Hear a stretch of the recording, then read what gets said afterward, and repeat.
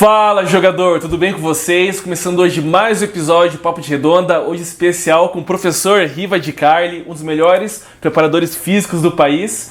Segue a vinheta!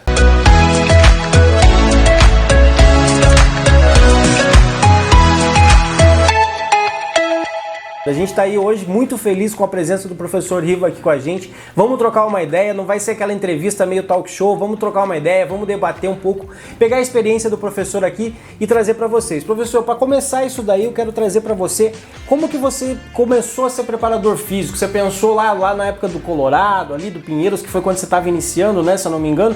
Como é que deu esse salto? Falou, cara, você isso aqui... Já estava na tua cabeça, já estava na cabeça, trabalhar já com gostava futebol? da resenha. Conta para nós como que é disso daí. Primeiro, é um prazer estar com vocês aqui, né? Valeu. Fiquei feliz de participar junto, né? Bacana. Isso aí é motivador, sempre falar de futebol é uma coisa muito importante. Nós só falamos de futebol mesmo. E você vai morrer falando de futebol. Aí, pessoal, E às vezes os caras vão falar assim, não, pô, o Filipão tá velho, assim, não, ele pode ter 100 anos, eu também. E todo mundo vai falar de futebol, né? E contagia porque o futebol ele tem um segmento assim importante, você não pode separar as coisas. Só o jogo de hoje. Tem o jogo de lá atrás e muitos anos, né? Mas segui essa trajetória aí, sempre gostei de futebol, joguei futebol, participei de peneirada do Atlético Paranaense, na época que tinha Djalma Santos, Bellini, daí vim. Quem não conhece, dá um Google. Daí eu fui num momento lá, participei e fui bem nas peneiradas, né? Mas aí jogava do quê? O que você tentou ali? Lateral direito jogava.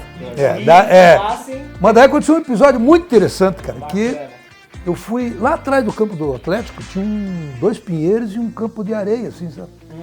Eu cheguei no momento lá, passei no teste, não sei o que, agora vamos jogar a bola, né? Vamos tentar, né? Me levaram lá para aquele campo lá atrás e comecei a fazer um treino lá que os caras chamavam pulinho de galo, sabe? Era um treino físico. Aí fiz um treino lá, travou minhas duas pernas, fiquei um mês travado.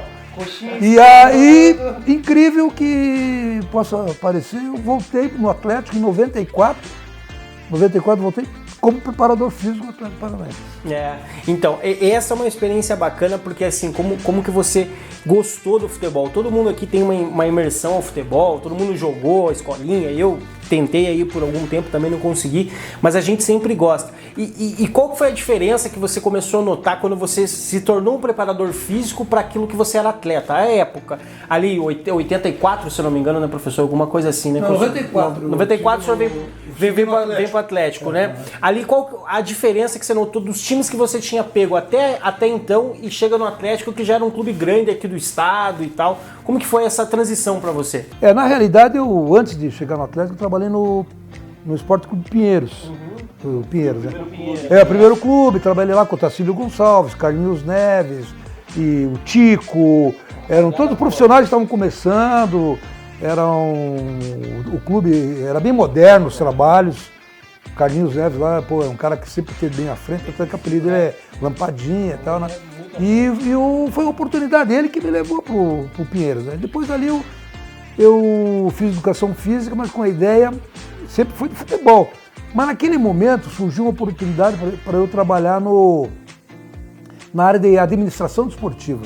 Então eu fiquei 6, 7 anos só trabalhando na área de administração desportiva. Trabalhei em todos os esportes olímpicos. E depois, quando veio uma nova oportunidade, eu entrei no futebol, que era o meu objetivo principal, né?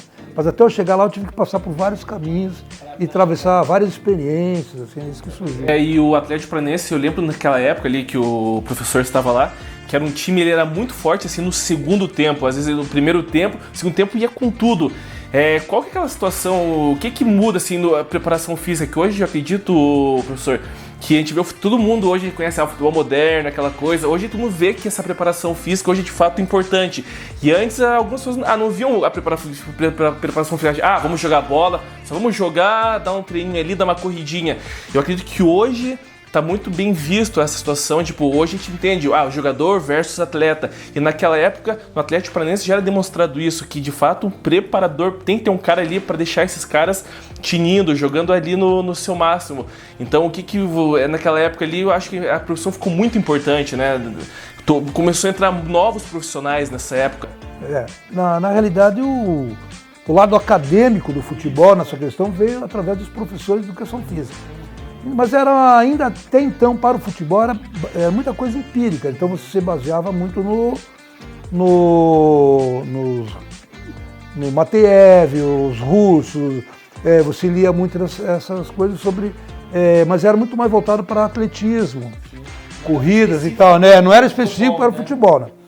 Com o tempo, tanto você não tinha um scout, você não tinha nada, você ia criando. Então tudo aí foram os primeiros passos. Foi muito importante, né? Para chegar até o momento que está, né? Porque vocês dividiam muito. Antes tinha o atleta e tinha o jogador. Eles não entendiam o jogador de futebol como um atleta, que eu acho que mudou muito nesses últimos tempos, né? Então hoje a gente tem assim uma coisa que eu gosto de usar muito, que é a vida atlética, né, do atleta de futebol, né, do jogador de futebol. Que ela não se resume em você fazer uma temporada, mas sim você fazer 15 temporadas, que são 15 anos de trabalho, né? Então, todas elas são interligadas. A tua performance vai, de ano para ano, de temporada para temporada, ser melhor dependendo do que você fez na anterior. Então, uma está ligada à outra. Como que é? É uma sequência. Então, até o cara chegar num top como um atleta realmente, sabe? Completo, né? E isso aí requer uma aplicação grande, uma participação grande, como, por exemplo, você tem que participar pelo menos 80% da agenda do clube ou do calendário do clube, né? Isso é muito importante. Desde que você entrou do Pinheiros até hoje, mudou muito a cabeça do próprio jogador, ele entende? Era diferente no começo lá, o jogador, nessa questão de preparar, o jogador ficava meio emburrado, aquela coisa, tinha aquela situação, mudou muito na mentalidade dele, de ele entender hoje que o corpo dele, ele fazer certas atividades é mais importante do que antes? Mudou bastante isso? Não, teve grandes mudanças. Não que lá atrás não tinha também jogadores muito conscientes nessa situação, sabe, dessa importância dele chegar aí, principalmente quando ele tinha um objetivo, que hoje a gente trabalha muito na questão de fazer projetos, de colocar a escada de evolução do jogador, sabe? Ele sabe que lá no último degrau é seleção e ele tem que chegar lá. E muitas vezes antes não tinha essa expectativa. O meio da escada era só o clube que ele estava ali. Aqui tá bom para mim e tal. E aí ele ficava satisfeito com isso. Mas hoje tem muitos profissionais trabalhando ao lado do jogador de futebol que vai conscientizando da importância do que ele tem que fazer e como ele tem que participar. O jogador não pode dar um migué hoje, né? Usa o GPS, se o cara correr menos ali no treino, os caras já conseguem medir. Hoje tá difícil pro cara enganar, né, Rezi? Dentro disso daí, professor, eu quero pegar um ganchinho pra gente voltar um pouco nisso, nessas histórias, e entender um pouquinho também como que foi a preparação física evoluiu nesse período. A gente já falou agora também que antes eram voltados para o atletismo, depois o treino foi se desenvolvendo para o futebol, e eu queria trazer para você uma história que a gente estava conversando aqui um pouco antes de começar a gravar, a relação da alimentação, quanto isso foi importante. O professor estava explicando que lá na primeira passagem no Atlético, o professor ajudou a desenvolver isso aí também. Conta pra gente como é que foi isso daí, a parte da alimentação, o que é importante para um atleta comer, descansar, um pouquinho em relação a isso. A partir do momento que foram se criando centros de treinamento, automaticamente foi melhorando esse aspecto, já entrando um novo profissional na ordem no dia a dia do atleta, né, que é o nutricionista. Então aí o atleta passou a ter 6 refeições diárias. Você vai trabalhar um atleta muito bem alimentado, trabalhado, então isso triplica a potência. O retorno de todo esse trabalho é fundamental para o jogador, porque o treinamento em si, ele faz com que o atleta entre naquela fase de realmente o cara gasta uma energia muito grande para se aplicar, mas o retorno ele só vai melhorar quando ele tem a recuperação. E a recuperação, um ponto fundamental é a dieta alimentar, a nutrição do atleta. Então isso aí evoluiu muito, né? Então eu sempre falava pro pessoal na base, o guri tá chegando lá, tá trabalhando, e se você não tiver uma alimentação adequada, todo o teu trabalho vai por água abaixo. E você realmente vê a evolução, a olho nu, você vê a evolução do jogador que está numa situação dessa muito bem amparado dentro do clube com relação... Então é um trabalho bem profissional, né? Eu acho até nem para um atleta, para uma pessoa que não é atleta, ele já necessita dessas 6 alimentações para o seu dia a dia. Imagina para os jogadores, que ainda mais no futebol de hoje, que são 2, 3 jogos por semana, aquela correria, o nível tá muito alto. Então o cara precisa, é o mínimo que ele tem que ter, uma excelente nutrição ali com 6, até mais refeições, para o cara ter esses gastos, né? Porque fora os treinos, né? Ainda mais os jogos. Eu diria o seguinte, que hoje nós temos assim 4 pilares muito importantes dentro do futebol. Se você, um desses aqui quebrar, você não... Que é a parte técnica, a parte tática, né, a parte física do jogador e psicológico, né? A psicologia, né? Então são conceitos importantes dentro desses pilares aí que deve ser abordado diretamente. Então hoje, um atleta também no lado psicológico dele, hoje ele tem um amparo muito grande, porque você tem grandes jogadores também que acabam nas grandes decisões não fazendo nada, ou deixando de acontecer aquilo que ele realmente poderia fazer mais, o potencial dele, exatamente, porque ele não consegue suportar a questão da pressão. Não, a pressão do adversário, a pressão da torcida dele, dos próprios companheiros dentro do jogo, da diretoria e tudo mais. Então isso aí é uma coisa que o atleta tem que aprender. Eu falava e falo, ainda para o jogador que eu tenho oportunidade, que eu chamava eu me inspirei tinha o Soldado Universal, né? Um filme que tinha lá. Lembra desse filme aí? Né? Eu acompanhava. E daí eu chamava o Jogador Universal. Jogador de futebol universal. Eu falei, você é um jogador universal. O que é isso? Universal é o seguinte, você tem um preparo psicológico, você é frio, você nunca se contunde, joga todos os partidos do ano e é atleta prioritário, e todo treinador quer contar com esse cara no time, porque tá sempre na mão. O cara tá ali, o jogo tem 100 mil pessoas no estádio, o cara tá naquele nível. Tem 10, ele tá naquele nível. Então o cara, para ele não faz diferença isso. Esse atleta, ele está preparado para ser, por isso que eu chamava, né? Não era um soldado, mas era um jogador universal. Então eu acho que isso aí é fundamental que você tem que ser um jogador. E nesse gancho tem algum jogador que você trabalhou que é esse cara, que você pode dizer esse soldado universal, que você falou, cara, esse cara realmente, desde o começo, que você pegou na base ali, que subiu e falou, realmente esse cara não subiu a pressão, jogou ali. Assim, o mais próximo, mais conhecido, assim, né? Tem vários perfis aí, né, de jogadores. Mas um jogador assim, até é difícil de falar de um nome bem específico assim para vocês, mas com características, vários jogadores que eu vi assim, no momento assim, que eu olhava para o jogador, tinha o Cocito, o volante do Atlético, enfrentava grandes clássicos. Tinha o Alex Mineiro, um cara muito frio no jogo. Se você pegar um dia assim, que não estou fazendo a volta, eu quero ver um jogo do Atlético com o Alex Mineiro jogando. Você vai ver o comportamento do Alex e você vai fazer uma relação com o jogador de hoje, na posição que ele jogava. Ele era um segundo atacante, hoje os caras botam um atacante lá na frente, né? Mas ele era o segundo, encostava, então ele formava 2 atacantes. E quando perdia a bola, você vai ver o pique que ele dá da área até o círculo central.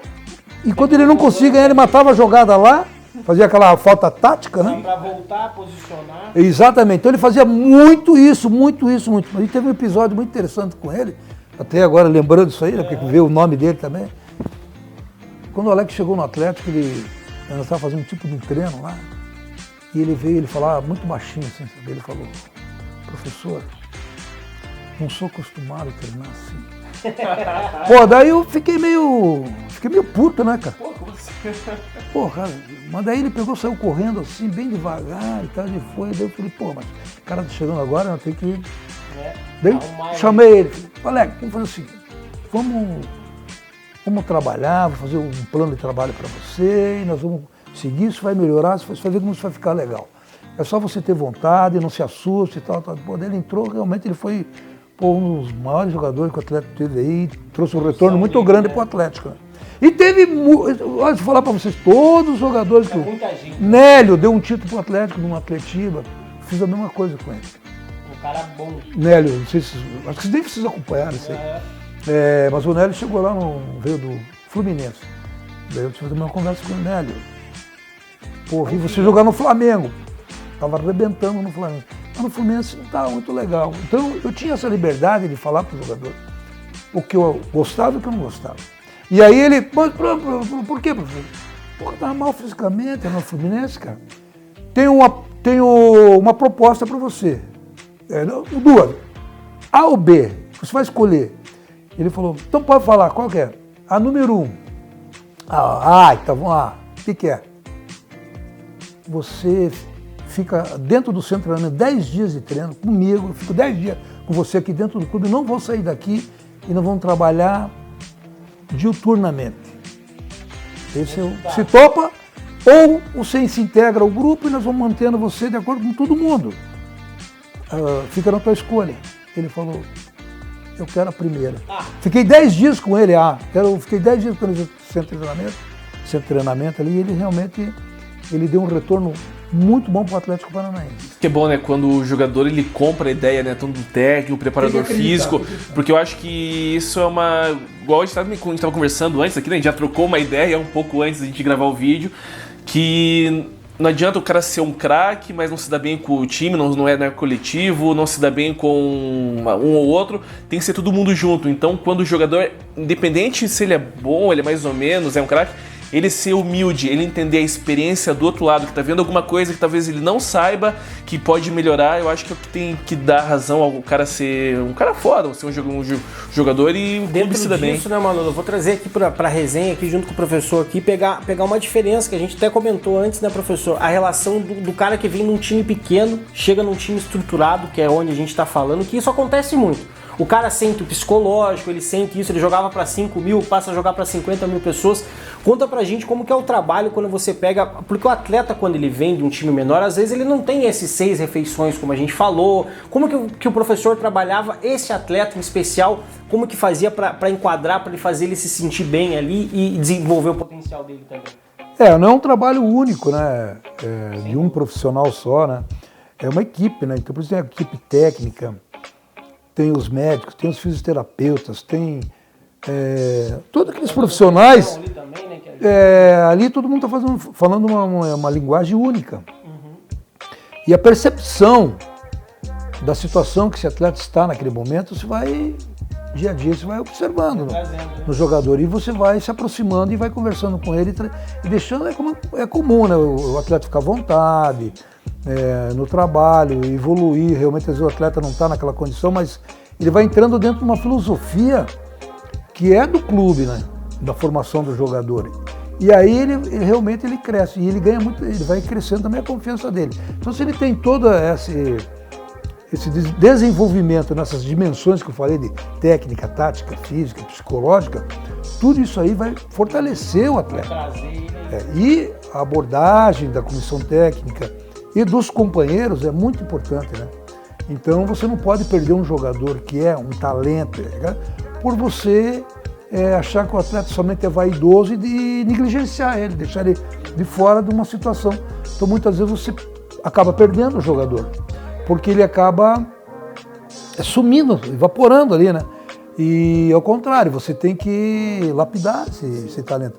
Mas essa lapidação compete a todos, desde o presidente ao massagista, até o cara que corta a grama lá, que faz coisa. Todos têm um conhecimento e o cara se sente bem. Então, a partir do momento que ele se sente confiante, ele tem um grande desenvolvimento. Tem talento, vai, né? Dentro disso aí, né, professor, assim, mudando, já subindo um pouquinho nosso bate-papo aqui também, esse lance do clima. O clima realmente faz diferença em um clube de futebol, um time de futebol, o vestiário ali, vamos falar um pouquinho disso. Se os caras estão confortáveis, a comissão, respaldo da diretoria, todo mundo, isso aí faz a diferença para um time bater campeão, não bater? Conta pra gente essa parte aqui um pouquinho em relação. Essa parte é fundamental, né? Porque muitas vezes o time, o grupo, né, fica muito motivado quando joga, tipo, jogos clássicos.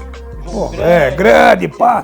Pô, a torcida, tanto faz quanto a favor, o cara tá motivado. Né?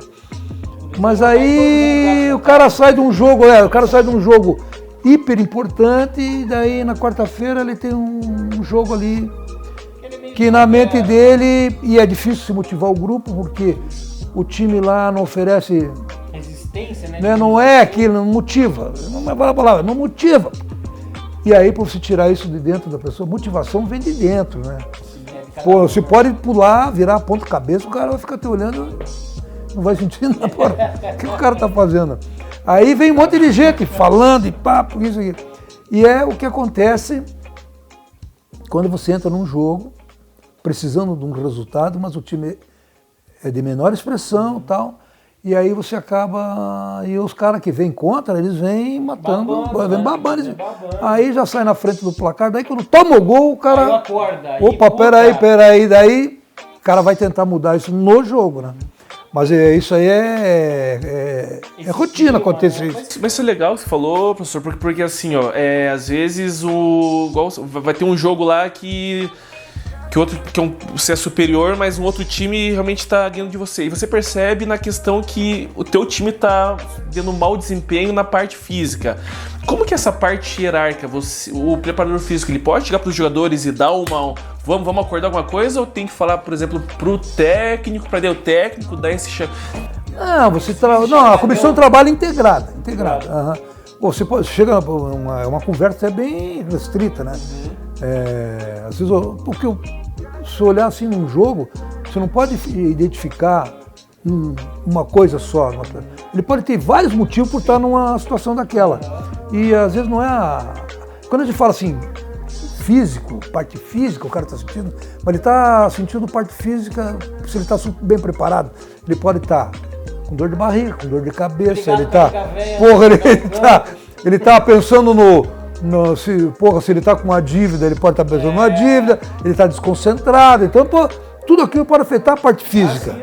É que eu digo que às vezes, como você está ali o dia a dia com o cara, às vezes é aquilo que eu falo, às vezes você está mais com o jogador que com a tua mulher, com a tua família, porque você está ali com os caras em treinamento, jogos, então às vezes você já conhece o perfil de alguns, você fala, não, pera aí, ó, o Rezi, ele conhece o perfil desse cara. Tá fora tá fora do corpo mole, aquele não, eu acho que o outro ali, eu acho que não, realmente está acontecendo alguma coisa, eu acho que eles têm já, né, conhecem um perfil dos jogadores, complexo. né? É complexo, porque o cara, quando vai na concentração, ele já está pensando no jogo.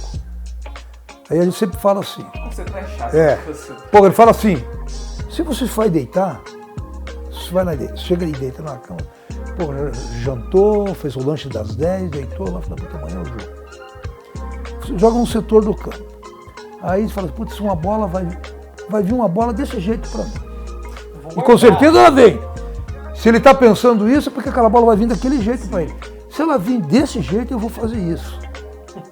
Ele vai lá no jogo e faz. Porque ele já trabalhou mentalmente isso aí, sabe? Ele não está de improviso. Aquilo vai acontecer, porque já aconteceu outras vezes com ele, aquilo é uma experiência de jogo que ele tem. Se a bola vir dessa forma, eu vou fazer isso, isso, aquilo. Então isso tudo está nessa experiência, o cara tem esse reflexo de jogo, ele tem que tá dentro dele. Mas muitas vezes o cara chega no vestiário e todos esses fatores fogem da mente dele. Ele não está concentrado. Quando viu uma bola, daquele jeito que sempre veio 1000 bolas já para ele, ele assusta, ele dá alguma coisa diferente e tecnicamente ele acaba falhando. Então surge muito. Então é concentração. Você falar com o jogador na beira do campo, ou a torcida gritar, ele não está escutando nada. Esse cara está concentrado no jogo. Agora, se você fala assim, fulano, o cara, o que foi? Aí o cara não está concentrado, né? Então, pode chamar existe a superação no jogo, né? Um atleta, às vezes, ele está com problema, está com dor, está com isso, que sempre tem. Mas ele supera, né? Ele tenta superar, fazer o máximo dele. Mas se existe uma coisa que ele não consegue superar, é quando ele está desmotivado. Daí, Porra, ele não tem a energia. A primeira coisa que ele perde é energia. Energia. Professor, agora trazendo um pouquinho aqui também do teu currículo, tudo que passou, você foi aqui no Atlético durante muito tempo, foi acho que 8 anos direto, né? Até 2002 o professor fica, daí começa a sair e tal, foi para outros clubes. Qual que é a diferença que o professor pegou, por exemplo, aqui no Caju, aqui, que o professor ajudou a instalar e formar ali? Depois o professor também teve no São Paulo, naquela época que tinha o Refis, que era aquela coisa, que era uma coisa grandiosa da fisioterapia e tal. Conta pra gente como que era a diferença, porque o professor pegou um lugar também que não tinha muita estrutura, né? Botafogo ali, naquela época, o Flamengo, quando treinava lá em Vargem Grande, que não era esse potencial todo. Conta pra gente como que isso influenciava no teu trabalho diretamente, porque a gente ouve histórias aí do bastidor, que nem quando o Luxemburgo foi pro Real Madrid, inventou uma caixa de areia lá, enfim. Como que era isso pra preparação física, saindo de um clube que tinha estrutura e foi migrando que tinha uma diferença? Como que era isso aí? Realmente a gente vai observando certas coisas, quando começa a passar de clube em clube, que muito da mídia, a mídia fala muitas vezes do clube, a mídia local fala muito do clube, mas o clube não é essa estrutura que quer que todos pensam que ele tem, né? Que ele tenha, né? Assim, agora, nos últimos 10 anos tem se profissionalizado, mas não, então você vê. 20 anos atrás era diferente. O primeiro clube que começou com concentração, com categoria de base, tendo todas, foi o São Paulo. Foi pioneiro nisso aí, né? Mas o Atlético se tornou um clube incomparável com relação a quando formou, fez o CT, né? Pô, até hoje o Cruzeiro, como considerei próximo, né? Fui no CT do Atlético, na época não era aquilo que os caras queriam falar que era, mas depois. Hoje não sei mais, parece que foi muito mais acrescentado lá, né? Melhorou muito a estrutura lá. O Flamengo, era zero de CT, não tinha nada. Era um campo e um vestiário. Tinha uns campos lá na Vargem Grande, lá, mas um calor tremendo lá, uma casa onde é que ficavam os atletas ali da base. E uns containers que tinha lá, não tinha mais nada. Depois, tive até em 2014 lá no CT do Flamengo com o Chandon Lunan, porque lá o Chandon Lunan pode juntar todo esse CT que tem aqui, não bate o Chandon Lunan, né? É extraordinário. E nós fomos lá no CT do Flamengo, tá? Chegamos lá, não tinha água, campo ruim, duro, não sei o quê, foi ninguém lá, e tal, não sei o quê, então foi bem decepcionante, porque... Tinha uma experiência de fazer os caras... Bom, mas enfim, mas o São Paulo, o CT ali no Barra Funda ali, na Barra ali, né? Também é a mesma coisa, fraco pra caramba. E tinha lá 2 banheiras lá, o cara fazer uma hidromassagem, mais nada. Só de recuperação, não comparado com os outros clubes. Né? E a gente sabe que tudo evoluiu, nós tínhamos aqui muita coisa importante aqui no Atlético, e sempre foi bem feito na época lá, sempre começou e até hoje continua fazendo. Mas tem um detalhe muito importante aí sobre isso aí, de parte de recuperação do jogador. Faz muita diferença. Faz. Nós tínhamos e até eu quero falar o nome dele, porque o profissional exemplar e dedicadíssimo foi o Bolinha, é o Bolinha que está no Atlético, né? Ele é o Bolinha, então o Bolinha fazia muito massagem no jogador. Recuperava. Pô, ele levava os caras lá, colocava uma ducha escocesa e jogava os caras no poço, saco gelado, recuperação e tal. Daí ele fez muito desse trabalho, assim, né?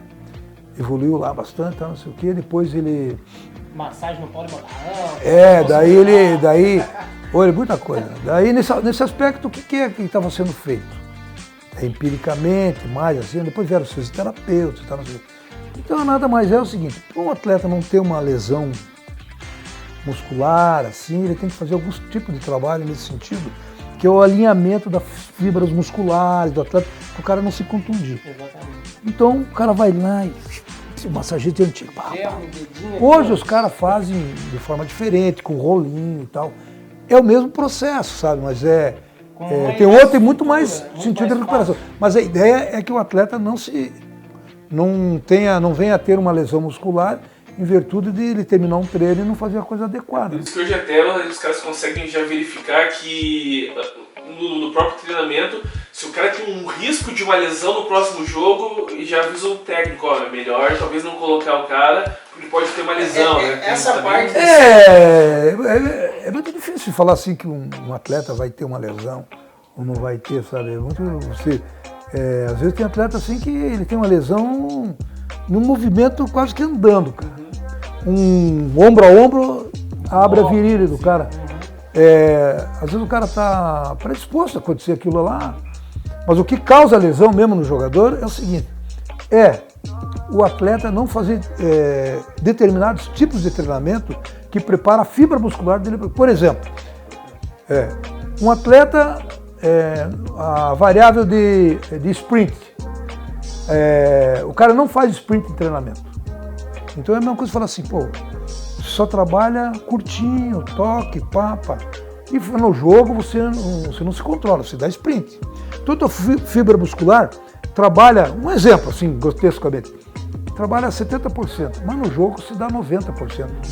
Contrai o músculo, então você não está adaptado para aquilo. E muitas vezes o atleta fica muito no treino pijama e tal, e vai só para o jogo. E acaba que hoje, quando você tinha uma ou duas contraturas no ano, hoje você tem, o clube chega a ter 30 contusões, 30 ou mais dentro do clube. E tem um detalhe, tinha uma época que o atleta não tinha recuperação, jogava 15, 20 partidas seguidas. Hoje o cara joga 3 partidas, 4 já descansa. E o cara tem que fazer pelo menos 6 partidas no mês, o cara tem que fazer. Porque senão você está se destreinando. Você vai chegando num platô, isso vai declinando e aí você começa a ter problemas de lesões. Mas isso aí depende muito também de cada jogador, porque tem jogador que jogou a vida inteira e nunca teve uma lesão muscular. Tem outro que tem uma, então você tem que ver o atleta e trabalhar em cima dele. Tem jogador que disputa, eles falam que o problema não é o jogo, mas o problema é a viagem, é sair daqui pra lá, os caras cansam.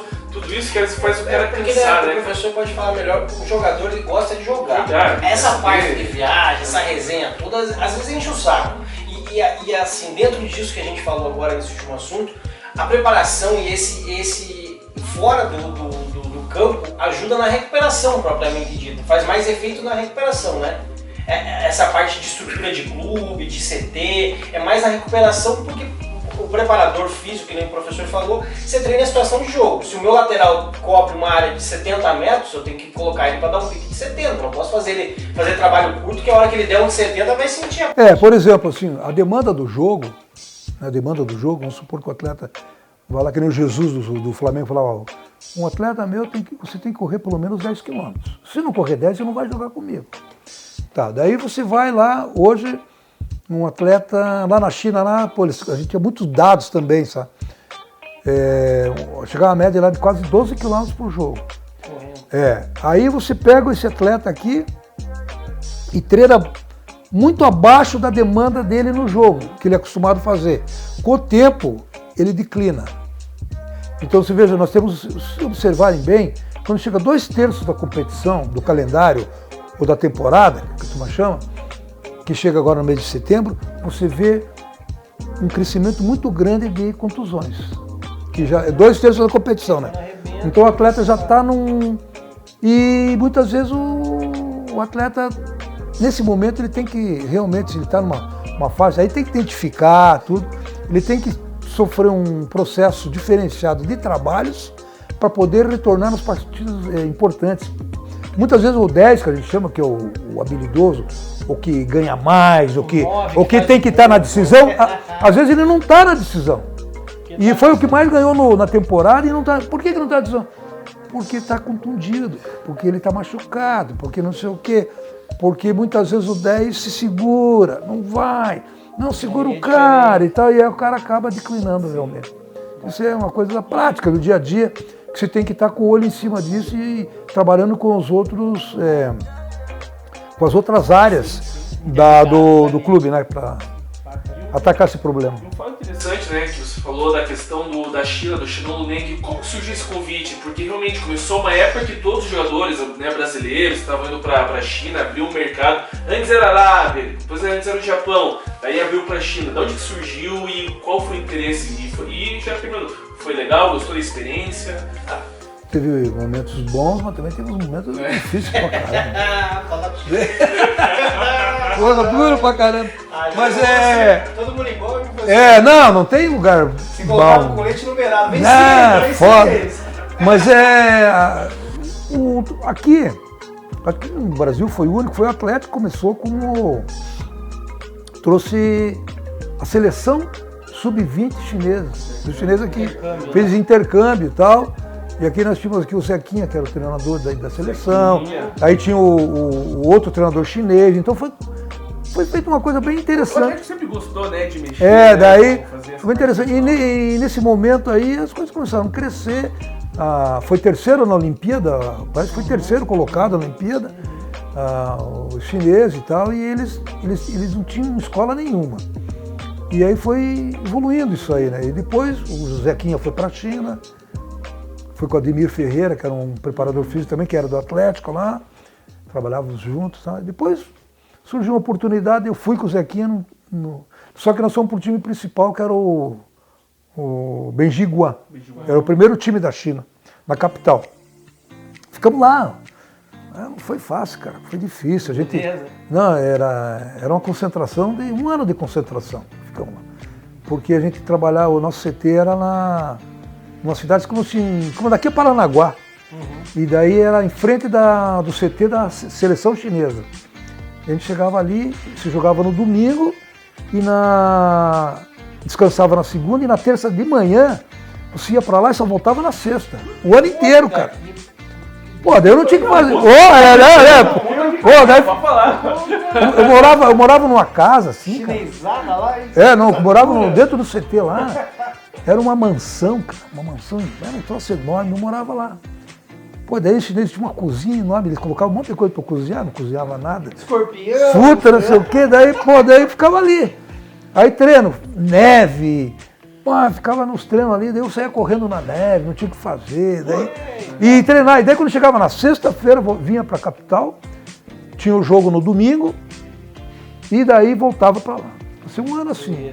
Aí passou, saí, daí voltamos para uma cidade do interior lá também, Xanxigoli, lá na cidade, na província dos terracotas, aquela região lá, fiquei mais um tempão lá, ficava numa escuridão lá e tal, rapaz. Daí passou essa fase também, e daí eu fui para outra fase, fui com o Cuca para o Shandong Luneng. Aí é outra pegada. Aí eu vi que era outra China lá. Outra China, né? Daí mudou. Não era grande lá, tudo é grande lá. Mas é estruturado, né? Não, mas lá os caras eram fora do... também, né, que é um grande cara. Fizemos uma equipe legal lá, cara. O Cuca é um cara que, assim, às vezes o pessoal fala sempre tá hoje treinando o Galo, é um cara que é um dos melhores técnicos. Ele é dinâmico, né? País, conhece muito, monta time bom. Professor, pra gente encerrar esse nosso bate-papo aí, que já tá tomando conta pro fim, contar uma historinha do bastidor, uma coisa, pode ser da China, pode ser que a rapaziada gosta de ouvir, um caos diferente, uma resenha boa daquela que nós vamos brindar ao final aí. Não, tem tantos, né, cara, que eu lembro assim, que foi importante, mas assim... No momento eu não estava vendo nada muito... Foi prático só, mas... Foi legal que a gente trocou uma ideia, que a gente, antes de começar a gravar o vídeo, foi a do Atlético. O professor acabou subindo ali o time, fez uma mexida. Tá. Trocou aquela ideia. Naquela ideia foi uma coisa bem... Que aconteceu. Diferente, né? Um feeling também, né? É aquela questão que eu falo assim, o futebol é observação, né? Você observa cada movimento das pessoas que estão com você, dos atletas, tudo, e você observa o sentimento do jogador, né? Isso é muito importante, cara. Quando você vê que o atleta não está legal, que ele está com uma diferença, ou com um companheiro, ou com a própria diretoria, ou com alguém da comissão técnica, isso aí interfere muito dentro do campo, né? E na época eu lembro que, por circunstância lá, eu acabei Uma vez eu fui dirigir o Atlético contra o Corinthians lá no Pacaembu e ganhamos o jogo lá. E daí, cada vez que surgiu uma barca dessa, os caras, pô, Riva, pô, e tal. Daí chegou lá e falou, ó, Riva, você tem que assumir. Eu falei, mas eu não tenho como eu vou assumir o clube, o time aí. Daí ele falou, não, Riva, você assume aí, subiu lá uma vez. Mas aquela vez foi um jogo. Daí, daí eu falei assim, pô, olha, tá bom, o que vamos fazer? Daí fizeram, o Paraná tava arrebentando. O treinador era o Caio Júnior. Pô, comissão técnica, boa, saudoso Caio Júnior. Aí eu falei, puta, e agora? Aí eu falei assim, ó, o primeiro jogo, né, que é? O Paraná joga por 2 empates, melhor campanha, melhor tudo, né? E aí eu passei a noite, o que eu vou fazer? Aí, aí quando chegou umas 6 da manhã, me deu um pau, estalo na cabeça. Eu falei, não, eu vou entrar no 4-3-3, porque eu vi que o time lá tinha um jogador que no lateral direito apoiava muito. O cara apoiava, o cara ia pra dentro. E o cara não tava nem aí pra ninguém. Aí eu chamei o Adalto, né? Adalto, vem cá. Aliás, eu chamei 3 jogadores. Falei, ó, vamos fazer um rachão aí, o jogo é amanhã, vamos fazer um rachão. E daí eles pegaram, não, mas espera aí. Fizemos o rachão e tal, daí veio o pessoal da empresa. Sim, mas daí, quem que vai jogar? Então, eu falei, não, isso amanhã. Aqueles papos, né? Segredo do Estado. Daí quando chegou, todo mundo almoçou e foram descansar. Vocês me lembram se era? Acho que era um sábado. Não era. Daí domingo. Daí eu fui lá e peguei o professor Cordeiro, que trabalhava com Cordeiro. Prepara o ônibus aí. E pra quê? Nós vamos treinar lá na arena. Vamos lá. Mas não estava na agenda. Não, mas é justamente por isso. Daí nós pegamos e daí antes de embarcar no ônibus eu chamei o Kleber Pereira, Alex Mineiro e Adalto. Falei, o negócio é o seguinte, o jogo é com vocês 3. Mas como? O Adalto não era titular, inclusive o Kleber não era, estava no banco. Daí o que eu pensei, falei, nós vamos fazer um jogo assim, pô, o cara apoia aqui, nós vamos trabalhar nas costas dele, o Kleber Pereira centroavante, Alex, você tem capacidade de armar, fazer, fecha do lado contrário e tal, aquelas conversas, não sei o quê. E aí, pô, na época lá o Kleber Pereira pegava e falava assim, nunca me deram a 10 e nunca me colocaram de capitão, só artilheiro do time, ele estava hiper insatisfeito. Né? Eu tava gritando. E você, Kleber, é o seguinte, vai jogar com a 10 e vai ser o capitão do time. Porra, o olho dele brilhou, cara. Brilhou, daí fomos no jogo. Ganhamos de 6, o Kleber Pereira fez 4, fora que estava pra fora. Daí eu falei pra eles, ó, era pra acontecer isso, porque lá vai ser duro. E lá foi 4-2 pra ele. E nós fomos campeão da Tríplice Coroa, né? Tríplice Coroa do Atlético Paranaense. Mas foi uma questão que eu sempre falo pros caras, que o futebol não é uma ciência exata, não é nada. O futebol é de observações. É você explorar uma coisa que está naquele minuto, que eu falava para os treinadores, sempre falava muito com o treinador, ele fazia, a diferença entre quem está no banco olhando daqui é uma visão, quem está ali tem outra visão. Então muitas vezes você está ali atrás, você ajuda muito o treinador, porque às vezes ele não está vendo, ele está meio envolvido até emocionalmente no jogo, também, né? Ou você está mais frio. Pô, às vezes o cara está olhando a bola lá no ataque, eu estou olhando para cá no posicionamento da linha, dos caras, como é que tá e tal. Então isso é o que eu chamo de trabalho de equipe. Professor, foi um prazer essa conversa, esse bate-bola. Volta a falar, foi nossa primeira entrevista aí no canal Papo de Redonda. Eu, Nolo, o Rezi, a gente fica bem feliz. E viu pro pessoal aí continuar se inscrevendo no canal, acho que esse vídeo vai ser bem divulgado, né, Rezi? Isso aí, rapaziada. Você já sabe aquela história nossa de sempre. Curte, adiciona, deixa comentário, fala se gostou da entrevista com o professor Riva aqui. Professor, muito grato pela oportunidade de a gente conversar, bater esse papo. Foi muito legal porque a gente está relembrando, né, falando de coisas também do futuro, de trabalhos modernos, das coisas que vem no futebol, né, mas como a gente sabe, a bola nunca muda de forma, né? É sempre redonda. Isso aí, rapaz. Valeu. O professor deu a dica, Papo de Redonda, volta junto. Tamo junto, galera. Valeu.